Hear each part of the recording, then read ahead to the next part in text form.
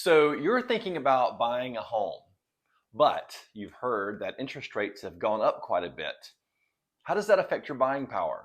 What's the best loan program for you and your needs?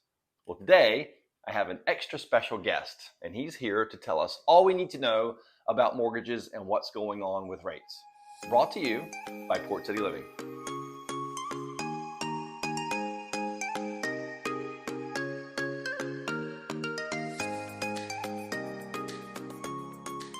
Okay, so you're interested in purchasing a home, and we know that interest rates are skyrocketing. And so I want to introduce my friend Brad, and he is going to give us some information about what rates are doing and some loan programs that he has to offer. So Brad, why don't you introduce yourself and tell us a little bit about who you are, who you work with. Great, thank you. My name is Brad Brown. I am with Towne Bank Mortgage. I've been with the company now for just over 7 years. I've been in the real estate world for over 20, which is crazy, but glad to be here. Thanks for having me today. Looking forward to our conversation. Okay, so Brad, why don't you tell us about mortgage rates and what's going on right now, because everybody's freaking out because the 30-year fixed is just skyrocketing and nobody's ever going to be able to buy anything again. So give us your take on that. Yeah, so people are freaking out quite a bit, but we've been so accustomed for so long for rates being, 3% and under? Historically low. Yeah, but when you speak in terms of a rate for something like a 30-year fixed rate that is at 6%, that's still considered historically low, with the average only being 7%. I think right now the only thing we're worried about is maybe losing some of that first-time home buyer market, that they may be priced out just a little bit more really than anything else. So if one wanted to purchase something and they were freaked out about what is the 30-year fixed rate right now? So we're going to be somewhere in the sixes. I'm going to say low 6 right now. Now within that though, there's a lot of different loan programs you've got to take into consideration, and occupancy and credit scores, but we're just saying right now low 6s to be safe. Okay, so is there anything else somebody might be able to take advantage of if they didn't want to do a 30-year fixed and they were looking for a lower rate? What's something else they could potentially think about? Yeah, for sure. So your government loans are always going to be much more attractive with regards to pricing to the interest rate than your conventional loans are. But ARMs are making a comeback too. Sorry, I don't mean to use the acronyms, but ARM, adjustable rate mortgage.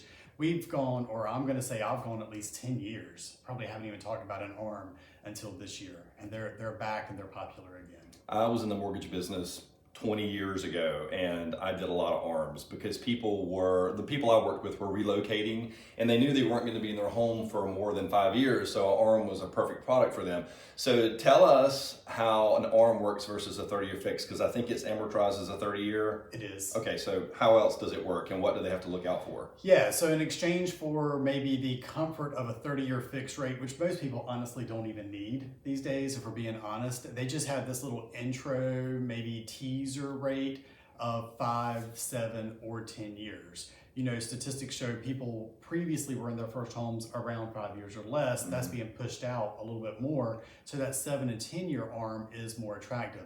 And what you're getting with that is an intro rate that's fixed. It's lower than a 30-year fixed for 7 or 10 years. And then it begins to adjust thereafter. And a 5-year ARM as well? Yes, exactly. Same, so it's fixed for 5, 7, or 10 years. And after that, you either have to move on to something else or you refinance, which is typically what people do if they're going to stay in their home past those number of years. Right, or do what I've done with a lot of success over the years and just ride it out and see what happens, because 7, 5, 10 years is a long ways out from now, and you might actually see your rate drop depending on how the market is. So in an ARM, or when you have an ARM product, how does that work? Say you have a 5-year ARM and it's fixed for 5 years at a certain percentage. What happens if you don't refinance or you don't get out of it? How much can the ARM change? So the ARMs are a little bit different now than they used to be, but there are protections in place. And it can only adjust but so much within the year or the 6-month period, depending on what ARM you actually sign up for. But you do have protection against annual caps and lifetime caps. Hey, if you like this valuable information, then check out this video right here. I think you'll really like it. Okay, so why don't we circle back and let's talk about the 30-year fixed and talk about payment then when rates were lower versus now and what your buying potential power can be. So Brad, why don't you give us kind of an example so we can kind of see what we're talking about? Okay, yeah, so let's talk about an average purchase price of $300,000. Okay. I know not everybody is in a position to do 20% down, though that is their goal. We'll work with you with any sort of a down payment, but that would have you financing $240,000. Hypothetically speaking, let's say that they locked in last year at roughly 3%. Well, that's going to put their payment just a little over $1,000 a month. Nothing crazy, right? If they come in today, let's say they get a 30-year fixed rate at 6%, that's going to move that payment, principal and interest, to a little over $1,400 a month. So now we have about a $400 spread in payment, which absolutely will affect affordability for some people. Yeah. So then how do we address that? Right, and also keep in mind too, for those of you thinking about this does not include taxes or insurance or any HOA dues that may have to be tacked on to that mortgage payment. So that is something to think about. Yeah. That is something that that can affect your buying power, and that's why we talked about before the ARM situation where the rates are kind of lower and could be a potential for you. Exactly. And the great thing about the ARM too is even though most people are not going to be in that home for the entire period of that teaser rate, it's going to give them that cushion that maybe they're looking for as taxes and insurance begins to adjust later down the road. Right, absolutely. Okay, Brad, why don't you tell us a little bit more about Towne Bank Mortgage and maybe one of the products that you guys feature that you think our viewers should know about?